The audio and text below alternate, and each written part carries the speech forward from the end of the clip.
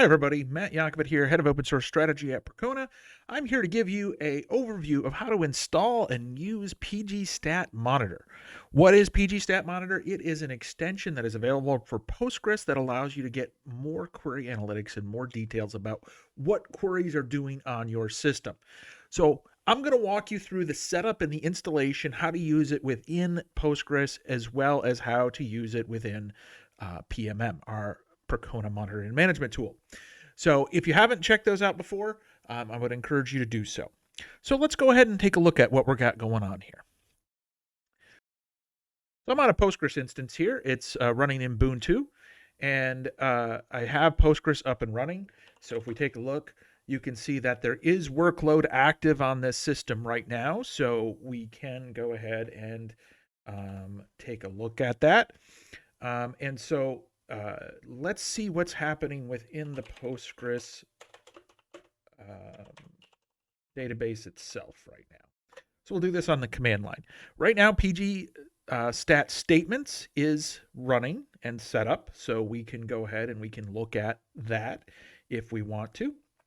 But let's go ahead and log into Postgres. So looking at the extensions that are set up, you can see we do have PGStat statements, and you can query that if you are interested by taking a look at that stat statements view. And if we go ahead and there we go. Oh,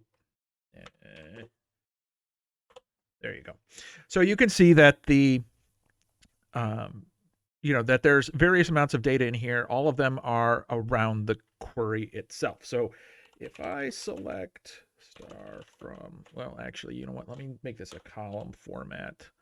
And let's do select star from PGStat statements. And let's just limit one for now. Oops. I screwed that up. There we go. All right.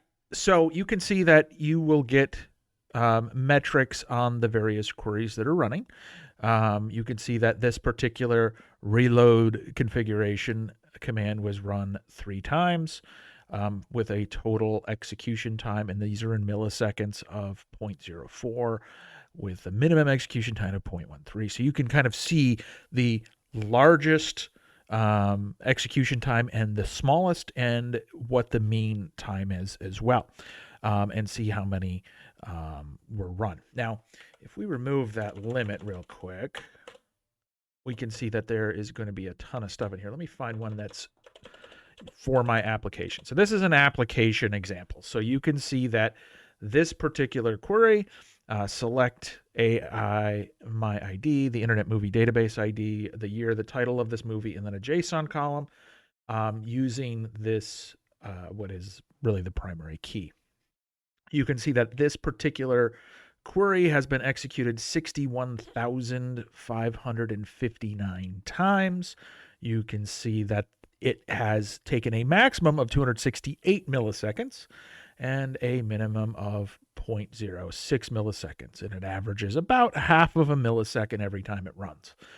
So this is useful information when you're trying to look through and find various queries. Now, one of the things that you'll notice here, though, is it's really hard to see if this one maximum execution time was just a one-time event, or if it was something that you had a lot more that were close to 200 milliseconds.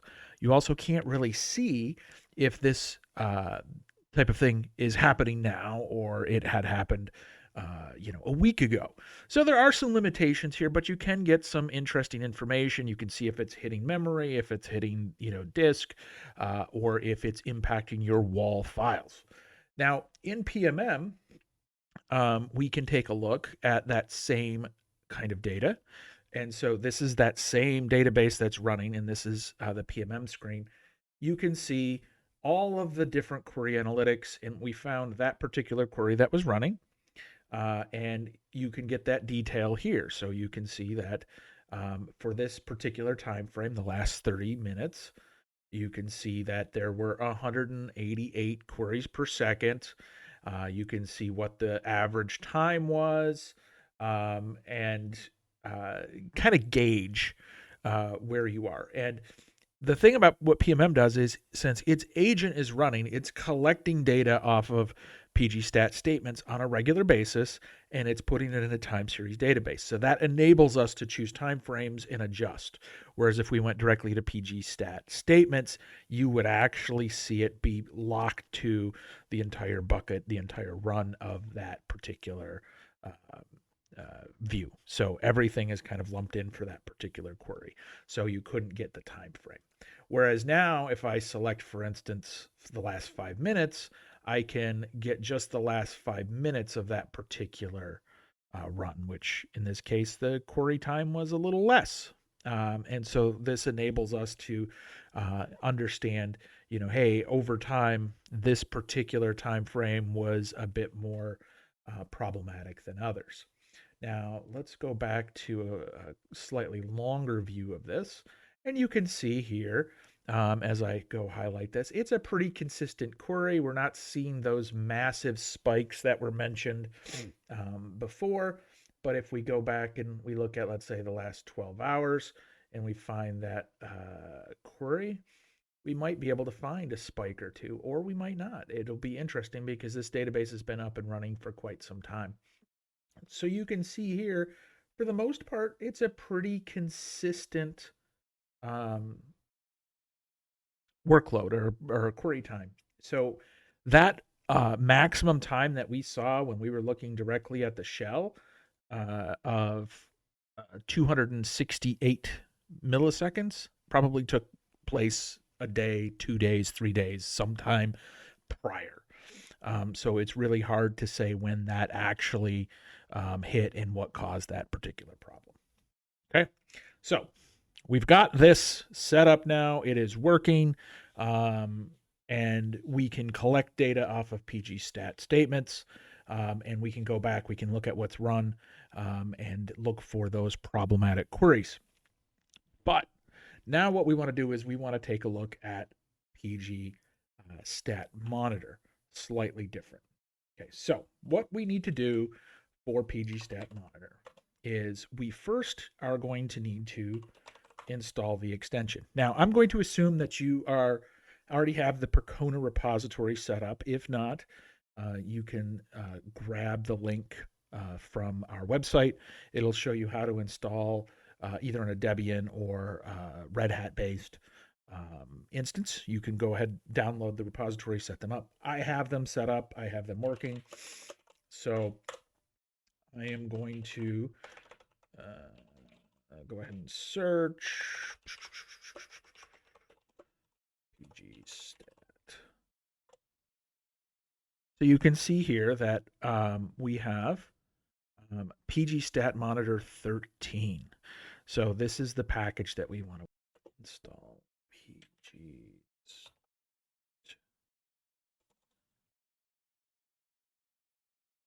Okay, here we go. All right. So fairly straightforward installation from the repositories. Nothing terribly complicated there. Now, for PGStat statements, let's go ahead, and I'm going to go ahead and open up this guy again if you are interested, or PGStat Monitor. You can get all of the installation instructions off of our GitHub page. So you can see here, it will walk you through the installation. So even if I'm not here, and here's how to get it out of the repositories. But what we're going to do is just kind of jump down to this guy. Now, we can replace PGStat statements, or we can run both.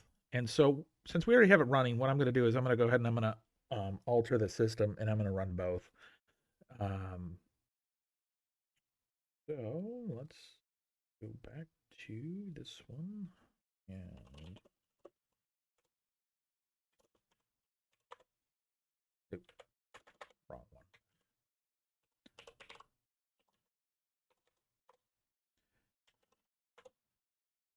Okay. In this case, I really don't want foo.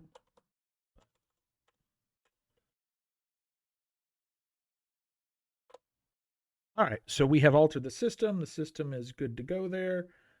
We should be able to go back here. The next step is to restart the service. So obviously we're going to do that as well. And so we will take that, come back to here.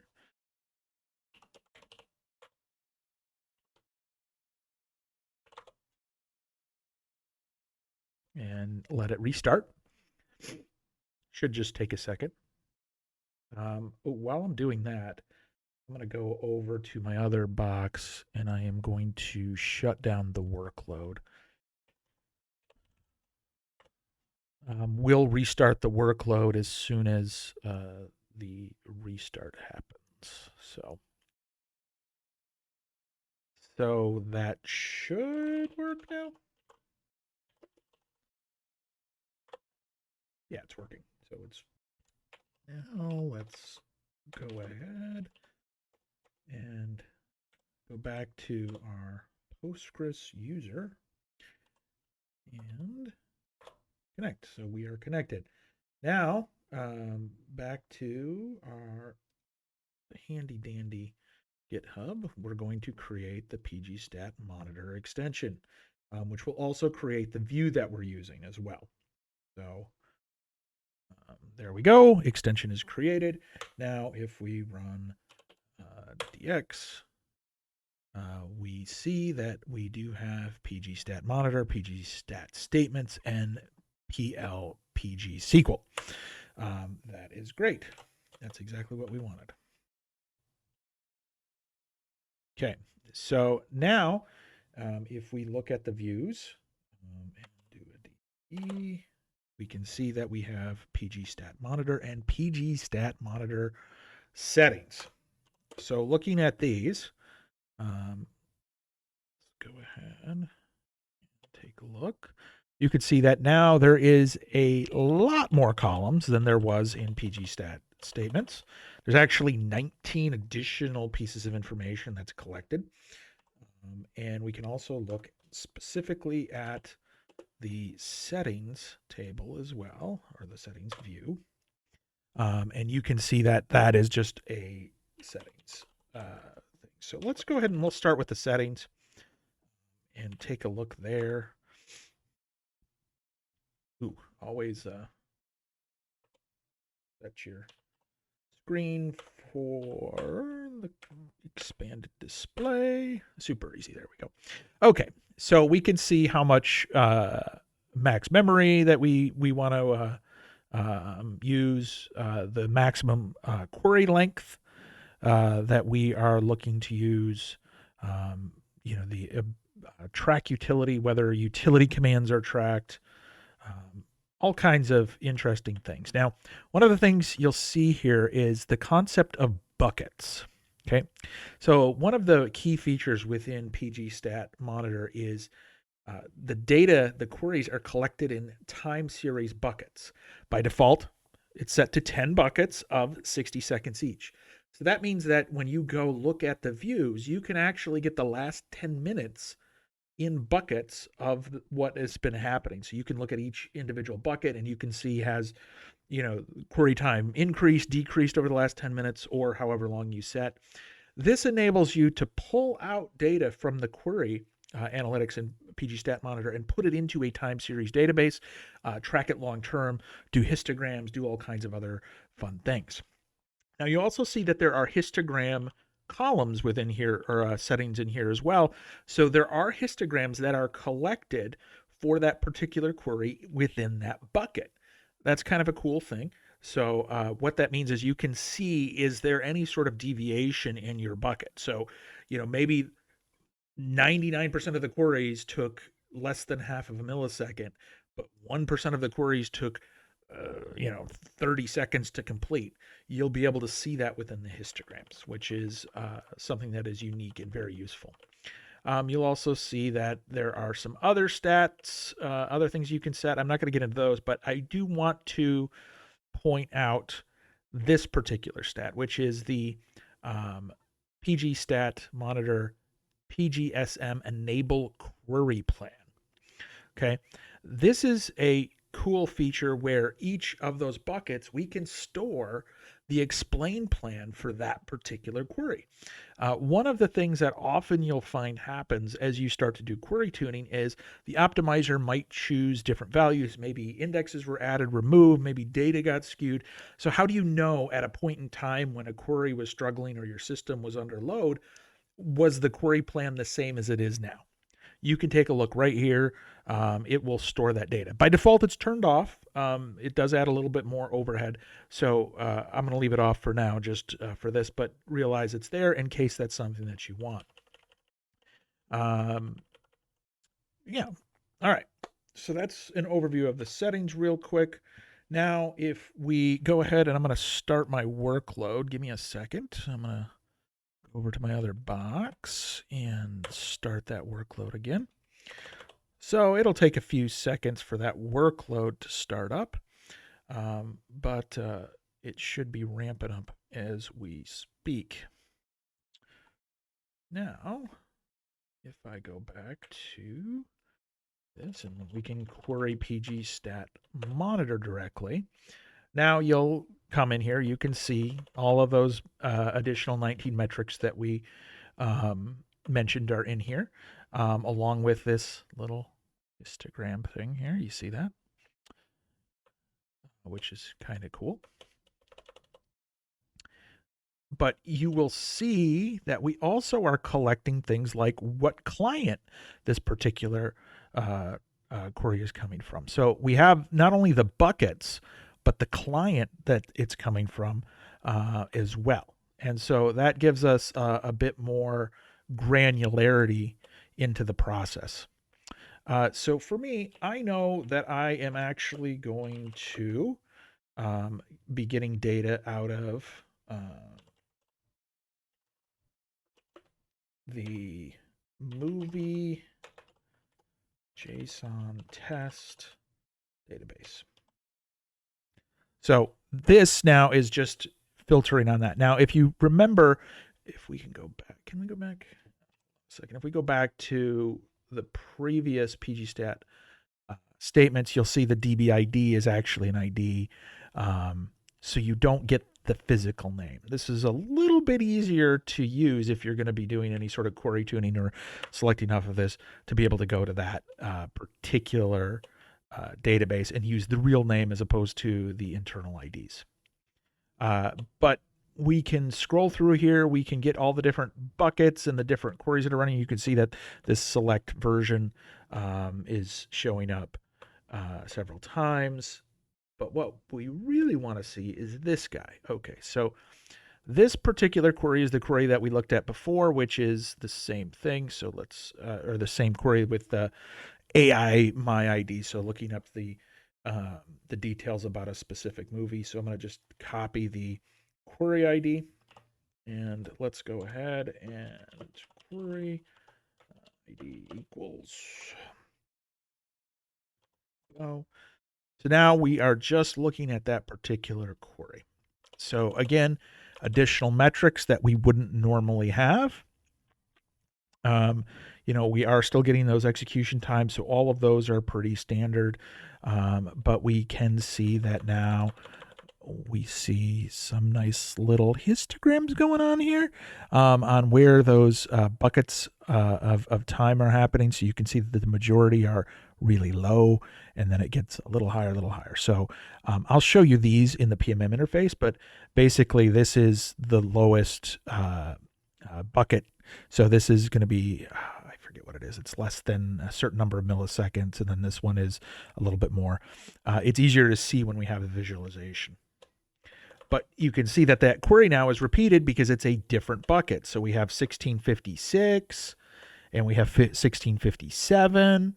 So you'll notice that we're seeing each minute collected a little differently. And so if there's one particular minute that is heavier workload than others, you can see that. There's also these handy dandy CPU user times and sys times. Normal query execution times will include the CPU time, but it also includes wait time, lock time, other time. So it's basically, watch time, which is useful, but it's more useful to know if you're spending time in CPU cycles or waiting on other resources. Okay, so you've seen the different buckets that exist out there. Now we're going to have to set this up to work with PMM. Because right now, PMM is set up to use PG stat statements. Now, you can check what PMM is running, or how it's set up. Admin list. By running PMM admin list on the server. So in this case, you can see that the Postgres PG statements agent is running. Okay, so this is going to still be producing the exact same query analytics that we had before. And so if you recall, we'll go back here and it's still running, so we can take a look. Let's go back. So even though we have made the change to PG stat monitor because we left PG stat statements running, each one of these is going to still have the metrics from stat statements. So let's go ahead and find our handy dandy query. Here it is. You can see here that we have no examples. The table structure's there. The plan details aren't there, but you still get the same level of detail that we had before. Now what I'm going to do is I'm going to go ahead and I'm going to leave this open, and I'm going to go ahead and open up a new tab, and we're going to go back to Query Analytics. Query Analytics. Why am I freaking out about Query Analytics? Here we go. Query Analytics. So that way, when I make the change, we should be able to go back and compare the two as well. So again, we'll go last 5 minutes, and we'll come back to this. So in order to make the change to allow PMM to use this, we actually need to delete the agent and re-add it. Unfortunately, there is no way right now for us to modify which agent is being used without dropping it and re-adding it. So we can do that a couple of different ways. So let's go ahead and PMM admin remove, and we're just going to remove the whole service in this case. Well, actually, we need to tell it what we want to remove, which is going to be Postgres.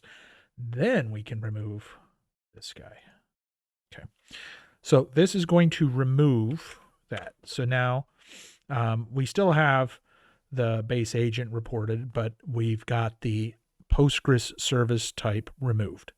Now we're going to need to re-add that. Now I went ahead and I saved the command. I cheated a little at a time, but we'll go ahead and paste this guy. Okay. So here's our command. So we're telling PMM admin to add the PostgreSQL service using a username of PMM with the password of the environment variable that we have, and we're telling it to use PG stat monitor. This could also be PG statements if you wanted to do PG statements. So when we do that, it should register it and run it. There we go. Now it is running. So if we do PMM admin list, there we go. So Postgres PG stat monitor agent is currently running.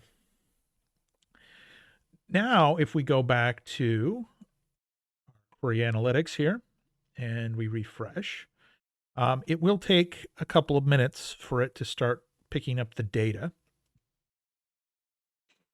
So right now we're still going to be getting some of the old data and the old PG statements data here. But we can take a look here. Let's see.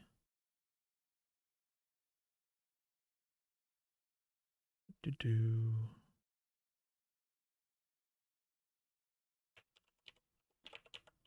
if I can pull that out. Aha. You see this here.